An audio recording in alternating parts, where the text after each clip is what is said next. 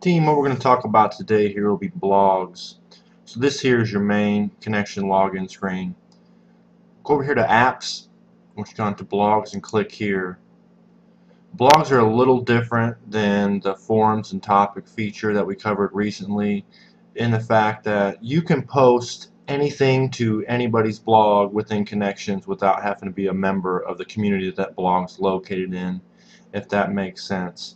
So these are all the blogs that I have put information in at a previous time. Go up here to these tabs. These are what's very important. Okay, so this is obviously what we just talked about. It's going to show you every blog that you have made a comment in. Go back up here to public blogs. This will show you all the blogs within the connections community. If you want to find something that's relevant to you, you can come over here to the tags and it will select blogs that reflect merchandising. So you can go back, or you can search also within public blog entries by going over here and kind of, let's say you want to search my Lowe's. It will bring up blogs that are relevant to that.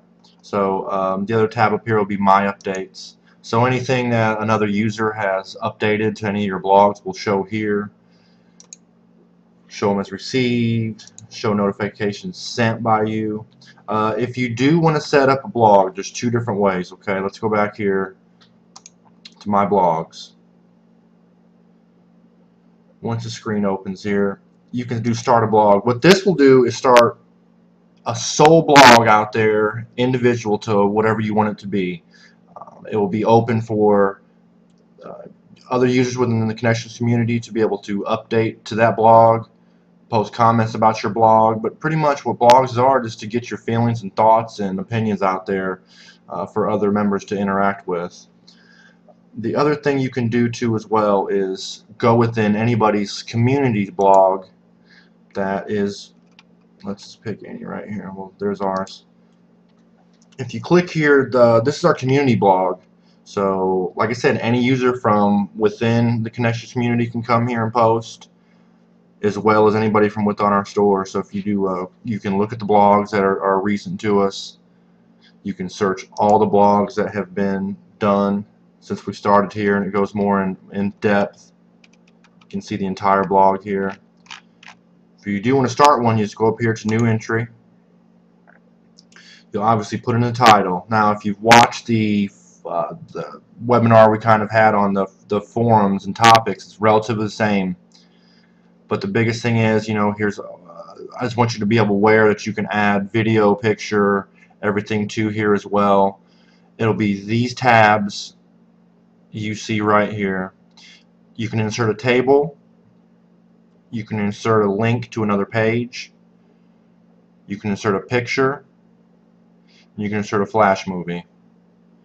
So you can really get good value and really get in depth with these blogs, so other users can share from the benefits of the knowledge you're putting out there, and as you can grasp from other blogs, search.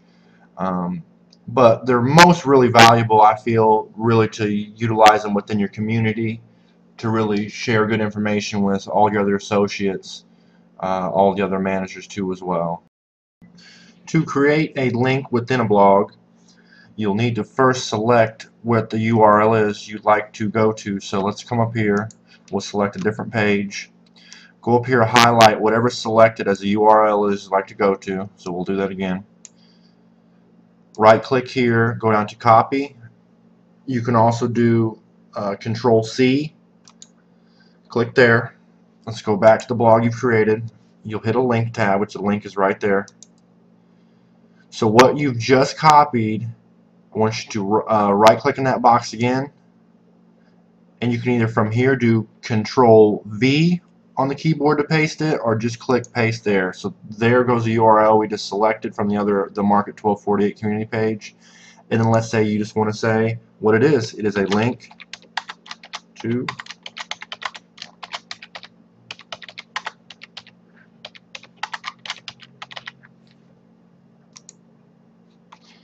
and that's simple. So if we save that,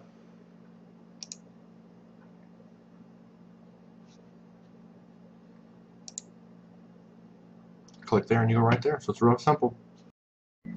Let's say the next thing is you want to add a picture. So you go over here to insert image, click there.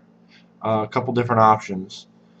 Once you do add an image, regardless of where from, it's going to come down here into the next series of boxes here, which would be uploaded images that were recently uploaded.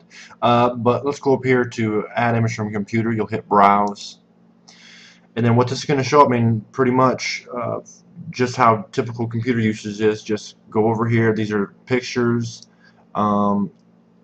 If you're at a terminal within the store and you've plugged in your iPhone or you have a little zip drive, they're going to be located under here under computer, so you'll just need to search where that is. So even maybe I can even add, I don't even have space for it, but they would show them here. It'd show like a removable disk, it would show up an SD disk, or it'd show up a Lowe's iPhone would be right underneath here. So wherever it is, you just click on that.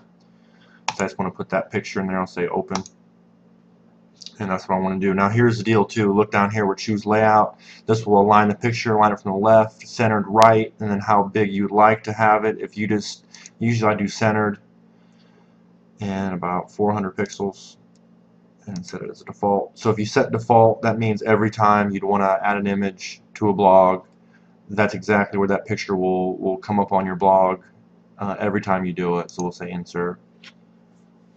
In this picture, once it's uploaded from the computer, it will show up here right below that link. And there it is. So that's that simple, just to add a picture here to connections. Okay, next, if you'd like to add a table into your blog, you go up here to the table tab.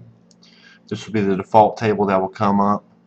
You can adjust how many columns, rows, height of the boxes, height of the cells. Let's click OK. There the table shows up. In order to edit from here, just simply go over the box. Table properties will show up there, and you can go ahead and make your edits that you see fit. You can also adjust individual cells.